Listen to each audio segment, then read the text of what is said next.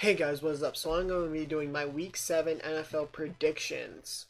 So, as you can see right now, I chose the Denver Broncos to beat the Arizona Cardinals, and they destroyed them 45 to 10. I did not expect it to be that bad. My brother even lost a bet. He knew the Broncos were going to win, but he bet on the spread, and he lost. He gave it like a 7-point spread, saying that the Broncos would win by less than 7. So, yeah, 45 to 10. Josh Rosen got hurt a little bit. That was a bad game all around. Like 2 pick sixes, but one was tipped. Yada yada yada. So into the predictions for Sunday. So you have the Titans versus the Chargers. I am picking the Chargers to win that game. Then you have the Texans versus the Jags. I'm picking the Jacksonville Jaguars to bounce back from their debacle against the Dallas Cowboys and win this game. Look for Deshaun Watson to get beat up a lot. It could be a game like the Ravens and Titans last week, where they had 11 sacks. So look for maybe 6, 7, 8 sacks. Okay, so for the next game, we're going to have the Carolina Panthers facing the Philadelphia Eagles. And I think that the Panthers are going to take down the reigning Super Bowl champs. Then you have the Vikings at the Jets. Now, this one I was a little bit on the fence about because the Jets have surprised a lot of people this year. With what little talent they have, they've actually played somewhat okay. But I'm still going to go with the Minnesota Vikings to win this game. Then we have the New England Patriots facing the Chicago Bears. This one was another toss-up for at least, it may not be for other people, but for me. I know that Chicago defense is really, really good, but I still think the New England Patriots can pull it out. Now, here's also another reason I picked the Patriots. If they win, at least I was right. But I'll take being wrong if it means the Patriots lose.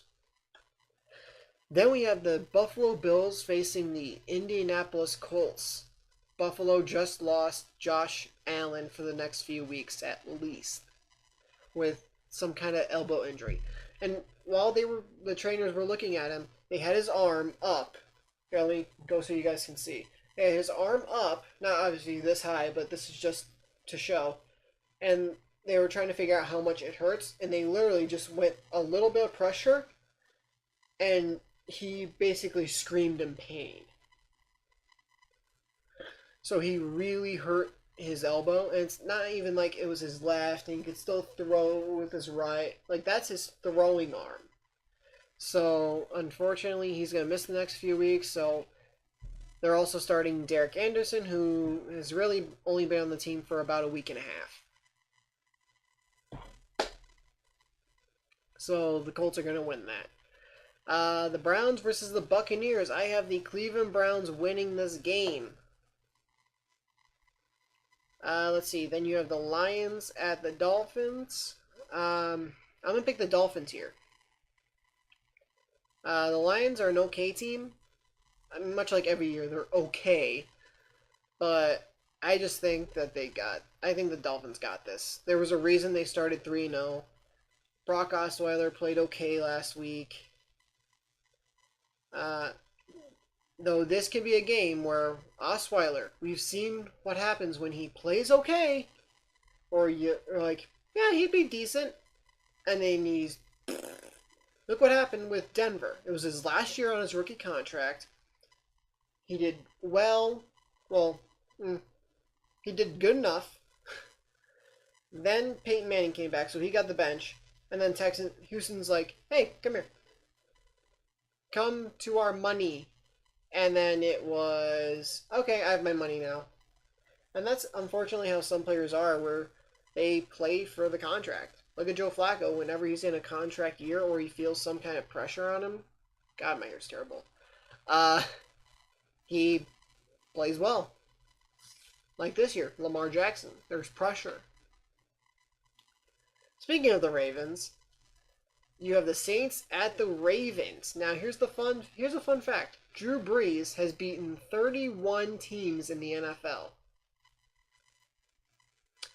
Can you take a guess at who the one team he's never beaten is?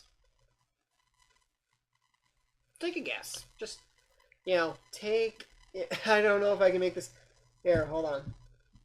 Take a guess. Can't make it much more obvious than that, guys. So, I think that this is finally the week, the game, however you want to phrase it, that Drew Brees beats the Baltimore Ravens. And he will become the third quarterback in NFL history to beat all 32 teams. Now, you have the Cowboys at the Redskins. Cowboys destroyed the Jags last week, which is why they lose this week. Yes, the Cowboys are 3-3, but guess what? At home, they're 3-0. On the road, they're 0-3. They're a totally different team on the road, and that's why the Redskins are going to win this game. Now you have the Los Angeles Rams facing the San Francisco 49ers. 49ers shocked me last week when they almost beat the Green Bay Packers. The Rams, they're the only undefeated team left in the league.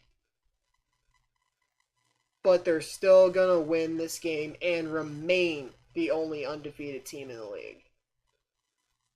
Alright, now you got the Sunday night game, Bengals at Chiefs. Chiefs had a heartbreaking loss to the Patriots, who scored with a last-second field goal.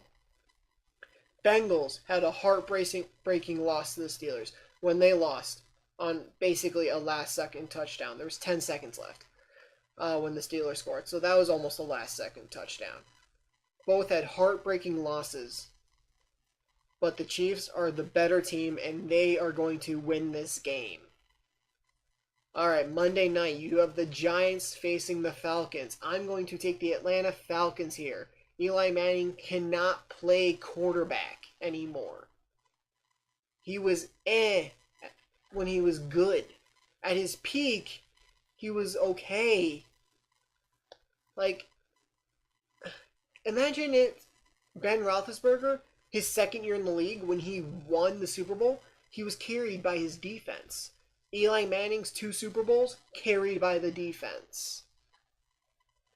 Like, he's not good anymore. He's not. He's one of those quarterbacks who will either have a 1-to-1 ratio when you're talking touchdowns to picks, or he'll have more picks than he does touchdowns. He's that kind of quarterback as of right now, and Odell Beckham calls him out. And the Giants owner is like, I think he should do a little less talking and more playing. Dude, I think your quarterback should do more playing. Do some more playing. Like, he's not playing well. That's why Odell called him out. He's not good. You gave him a left tackle. You gave him a running back. Like, you gave him another wide receiver. Like, you went and got these guys to try to help him. And he's still not getting it done. He's still not getting it done. I don't know. Like, do you have to give him, like, Odell, AB, Julio, DeAndre Hopkins? Like, do you have to have everyone on that team for him to be good? And then you give him Saquon, give him Todd Gurley, give him, the best O-line in the league. Like, is that what it's going to take for Eli to do well? Because at that point, you're basically just, like, you're spoon-feeding him talent at that point. Think of it like Dak Prescott when he was good, and then he lost all of his weapons and in his O-line. He sucked. Like, I don't know what's going on. You gotta say at some point, alright, fine, Eli's done. I don't know when that point is, but if the Giants have, like, I know they had the second overall pick, but if they have the first overall pick, they could 100%. they could 100% get the first overall if they do not play well for the rest of the season. It's really between them and the Cardinals, I think, to get the first overall pick. Maybe the Bills if they start declining with Josh Allen being out. And then if they have to switch between Derek Anderson and Nathan Peterman, they're screwed. So if you guys like this video, please leave a like, comment on what you think of my predictions, and if you're new to the channel, please hit that subscribe button and turn notifications on. I'll see you guys in the next video. Later.